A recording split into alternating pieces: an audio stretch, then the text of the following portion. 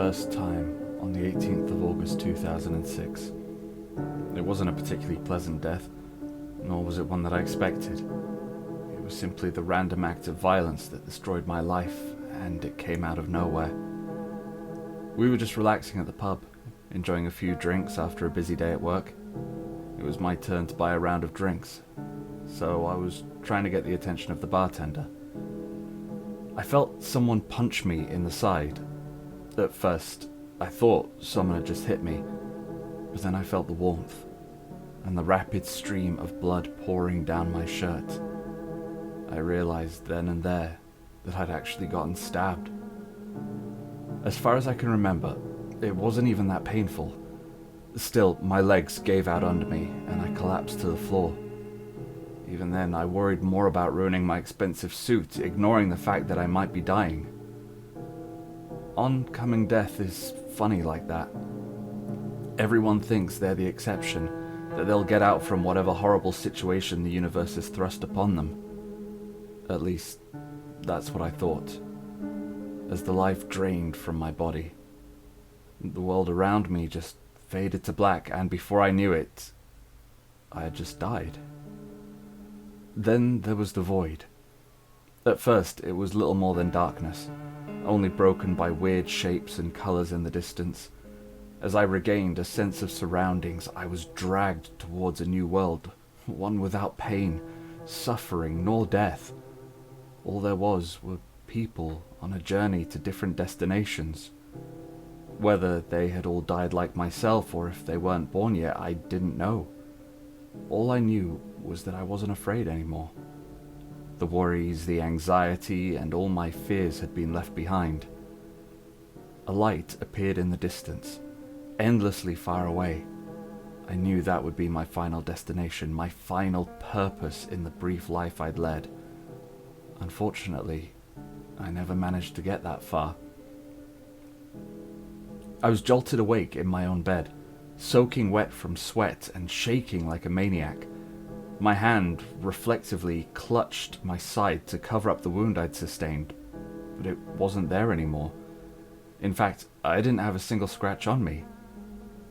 Had it all been a dream? My phone lit up on the bedside table.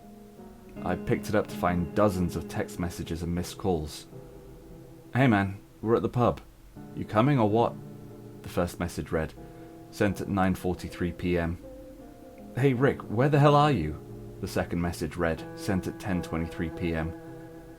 Then there were a couple of phone calls, and another message. "I guess you fell asleep, or maybe you're getting lucky. Whatever, I'll drink another shot in your honor. Happy birthday, Rick." Then I had over 20 phone calls, and a singular message that sent shivers down my spine. "For fuck's sake, pick up the damn phone, something happened to Danny." I immediately called back. My fingers were trembling from the anticipation, and from the memory of what happened only a night ago. Even if my death had been little more than a nightmare, I knew for sure that I'd met up with my friends at the pub. The phone rang 3 times, then Jake picked up. "Rick, is that you?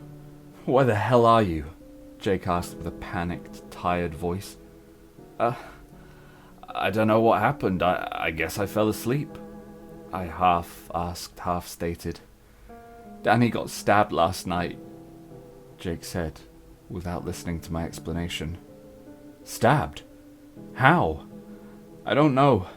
Some nutjob just walked up to him and stabbed him in the side." I almost dropped my phone in shock.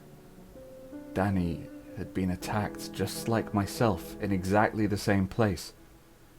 1,000 thoughts rushed through my mind, but worry quickly became my main concern. "Is he alright?" "He's still in surgery. They're only letting his wife know about—" "Wait, here she comes." Jake put down his phone, but I could still hear the muffled sound of their discussion. Danny's wife seemed upset, but I couldn't make out the words. "Jake?" I asked. He's dead. Danny's dead." The next few moments turned into a blurry haze of information. We'd all known Danny since we were kids. now he was just gone. The murderer never even made it out of the pub. Apparently he got shot by one of the patrons as he tried to attack another guest. Still, I just couldn't shake the feeling that I was supposed to die that night. Regardless of what happened, time marched on without answers. Some of our co-workers quit after Danny's death, trying to hopelessly move on. I didn't blame them. I also needed some distance. I never told them what I experienced that night. It wouldn't have helped them anyway. A year passed, and I hardly spoke to any of my friends. I started to get some semblance of normalcy in the wake of Danny's death, but that would all come to an end on the 18th of August, 2007. My birthday had arrived yet again, and I had absolutely no intention of celebrating it. Instead, I called in sick to work, bought a bottle of whiskey, and spent the day playing video games. By the time the day had given way to night, I had almost finished the bottle. Even as a rather large guy, the alcohol had hit me hard. At around 9 o'clock, I just passed out in bed, awaiting a horrible hangover in the morning. I only awoke around midnight, when I heard the front door forcefully break open, followed by footsteps and whispers. I tried to get up, still drowsy from the alcohol. As I took one step out from my bed, I slipped and came tumbling down onto the floor. It produced a massive crash, loud enough to alert whichever intruders had broken in. "I thought you said no one would be at home," a man stated angrily. "Don't worry about it. I'll go deal with them." The footsteps moved quickly in my direction. I tried to lock the door, but they were too fast, kicking it open and knocking me back to the ground. A man entered my room holding a gun. He only spoke a single sentence to me before pointing the weapon at me and pulling the trigger. "You should have stayed quiet." Unfortunately, the man was a horrible shot. He'd aimed at my head, but had hit me in the throat instead. There I lay, drowning in my own blood as I desperately gasped for air. I couldn't crawl away. I couldn't call for help. I died on my bedroom floor, on my own birthday, just as I had a year earlier. Once the life finally drained from my body, and the god-awful pain ceased, I was back in the world beyond. I walked through the same colourful dimension that lay just on the edge of life. I admired the shapes and colours as they passed. In the distance, I saw a tree with branches stretching endlessly far from its trunk. From each branch dangled a person, real but not existing in our world. I wanted to visit them, but that wasn't my destination, because just like before, I would awake in my own bed, unharmed from the events of the previous night. My phone buzzed, and I was filled with unfathomable dread. I still couldn't quite believe it, but I started to understand that someone would take my place in death. "Hello? Rick? It's your dad. Your mother. She passed away last night." A lump formed in my throat. I knew what was coming next, but I had to ask. How? What happened? The police say it was a burglary gone wrong. I don't know. I was working late. I should have been there. The discussion trailed off from there. My dad was distraught, and I could barely form coherent sentences. He blamed himself for not being there, but I knew the truth. It was my fault. During the next 2 months, he fell into deep depression. I couldn't blame him. He just lost the love of his life. I moved in with him, just to help him pick up the pieces.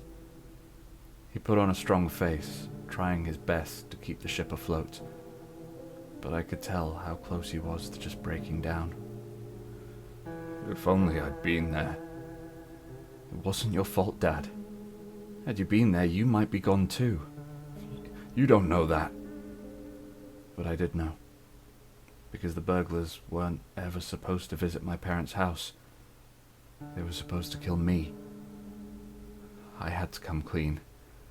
I had to let him know the truth, but how could I? Half a year passed, and the secret ate at me. After everything that had happened, I still didn't know how to explain it. Still, I decided it was time to share my curse. Dad, can we talk? Yeah. What's going on? He asked with a worried expression on his face.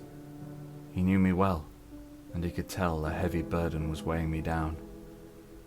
I started by telling him about my first death, down to the smallest detail. Of course, it matched everything that people had witnessed in the pub that night, even the location of the stab wound. I told him Danny had taken my place in death, and that I felt guilty. Naturally, he was skeptical at first, but then I told him about my mother. I didn't spare him any details. I told him where I'd gotten shot, that the door had been broken down, and that there were 2 robbers. Every detail matched perfectly, down to the letter. I'm sorry, Dad. It was my fault. I killed her. He just sat there in silence, processing what I'd just told him. It wasn't your fault. I was confused. There wasn't a single ounce of anger in his words, only overwhelming empathy. How can you say that? She didn't have to die. He mulled over his next words carefully before speaking. You didn't do anything wrong, Rick. You just went about your life. These things happened to you. I don't know why you've been brought back or even how, but you're not to blame for what is done to you. So, you believe me? I asked. He nodded and embraced me in a hug. Suddenly, I wasn't alone in the world anymore. Someone knew what was happening to me. What if it happens again? Then we'll get through it. Together. He stood by these words. Even as my next birthday rolled around, that death was more tame. I just slipped in the shower and broke my neck. The last thought that went through my mind as I left the world for a 3rd time was, how fucking cliche. Once again, I awoke in my bed. I called out for my dad, making sure he was still alive, horrified that he might have taken my place. I couldn't even breathe until he came rushing to my side, asking what had happened. I broke my neck, but I'm fine, I think. It took me a while before I figured out who had taken my place that time, but once I heard that my boss had died, something broke inside me. He was the kindest man I'd ever met, and just like myself, he'd slipped and broken his neck. That was the final straw. It wasn't some bizarre coincidence I could brush off, nor a premonition. I decided then and there that I couldn't live with the responsibility. I had to put a stop to it, even if it meant giving up my own life. I figured that if I took control over my own fate and killed myself outside of my own birthday, maybe I could prevent more people from dying. First, I left behind a long letter to my father explaining why I'd chosen to leave. I couldn't face him in person. I knew he'd just try to talk me out of it, but it was something I had to do. I couldn't allow any more people to die on my behalf. Alas, fate is a fickle bitch. No matter how hard I tried, I just couldn't end my own life. I tried hanging, but the rope broke. Then I tried to shoot myself, but the gun jammed. When that failed, I tried to drive my car into a tree, but I somehow survived that as well. Any attempt was met with failure. All I could do was to wait for my next birthday and let someone die in my place. No matter how many times I tried, I couldn't die. I was a slave to destiny, and it was destroying me. In 2009, I was hit by a drunk driver, and my girlfriend took my place. In 2010, I drowned, and my kind neighbor had to go through that death.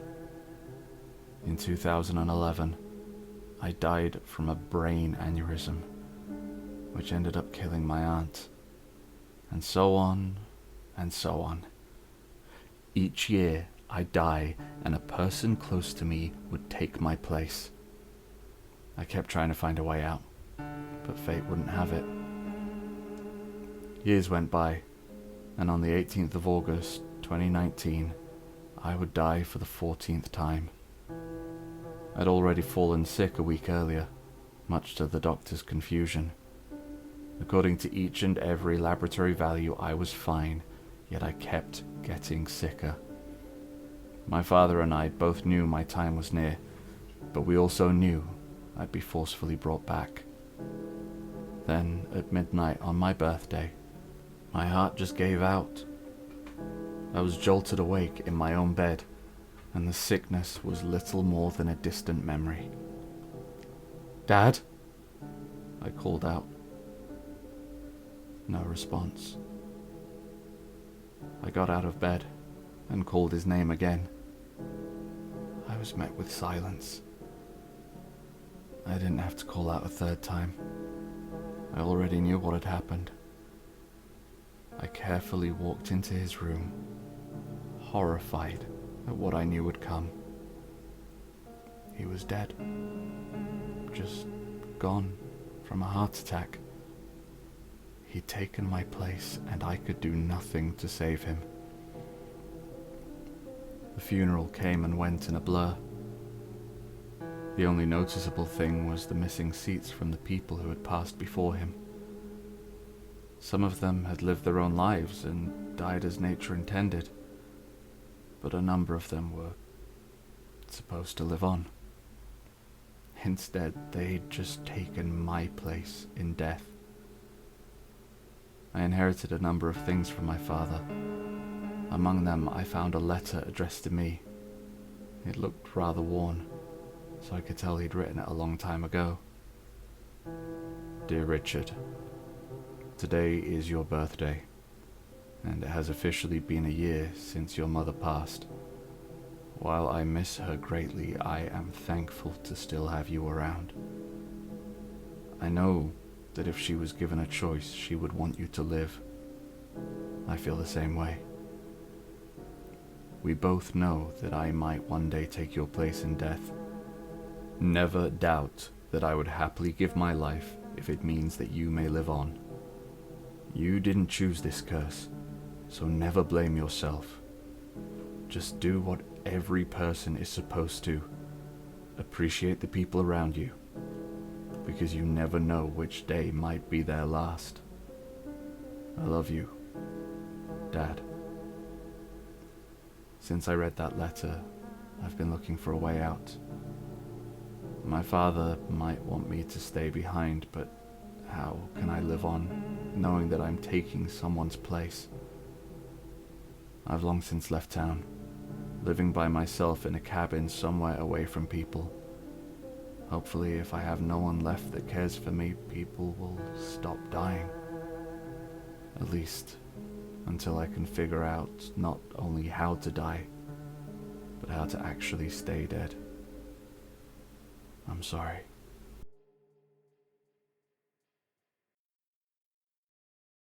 Hi everyone, the Archivist here. Thanks for listening to this story. If you want to hear more like this, make sure you go check out the rest of the channel. And if you have any suggestions for stories that you'd like me to read, make sure you DM me over at Twitter at archivist_the. Thanks again for listening, and remember to like, share, and subscribe.